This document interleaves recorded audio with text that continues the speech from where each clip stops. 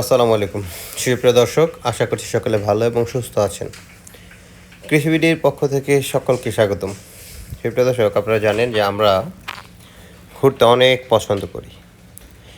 ঘুরতে ঘুরতে আমরা গাজীপুর থেকে কাপাসিয়া, এদিক দিয়ে সিলেট, চিটাগাং, উত্তরবঙ্গের অনেক স্থান ঘুরেছি।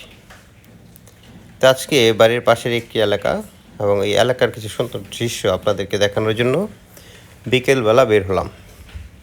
তো এই যে রাস্তাটি দেখছেন, এটি হচ্ছে আমাদের গাজীপুর জেলার অন্তর্গত পুবাইল ইউনিয়নের বিন্দান একটি গ্রাম।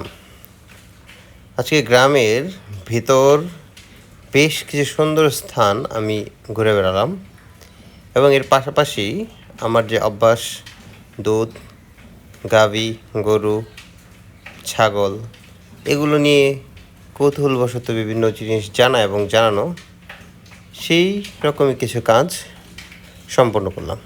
তো প্রথমে এই যে বাড়িটি দেখছেন, এই বাড়িটির রাস্তা হিসেবে এই যে চিকন দেয়ালটি ব্যবহার করা হয়। তো একটু মানবিকতার দৃষ্টিকোণ থেকে যদি আমরা দেখি, তাহলে বুঝতে পারবো যে আমরা মানুষ হয়েও মানুষ হলাম কিভাবে। তো সব কিছুর মধ্যেও মন ভালো করার একটা অন্যতম স্থান, অন্যতম সুন্দর জায়গা হচ্ছে বটগাছ। এই বটগাছের ছায়ায় বসে হাজারো পথিক বিশ্রাম নেন।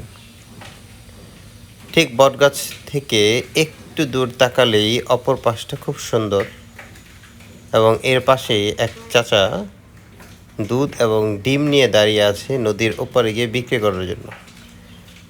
আমি তার সাথে দরদাম জানার চেষ্টা করলাম। দুধের দাম চাইলো 60 টাকা কেজি এবং ডিমের হালি হচ্ছে 60 টাকা। যা দেখে মনে হলো যে তুলনামূলক চাচার দাম কিছুটা কম, কারণ আমাদের এলাকায় দুধ 1 লিটার দুধ 100 টাকা 90 টাকা বিক্রি হয়। তো ওই যে ব্রিজটা দেখা যাচ্ছে, এটা হচ্ছে তেরমুখ ব্রিজ। আপনারা অনেকে চিনেন বা চিনে থাকেন। আসলে আমরা গ্রামগঞ্জে ঘুরে বেড়াই কিছু জানতে এবং জানাতে। এই যে বৃদ্ধ বয়সে যে চাচা দাঁড়িয়ে আছে, এরকম বৃদ্ধ বয়সে আমি চাই প্রকৃতির কোলে ঘুরে বেড়াতে।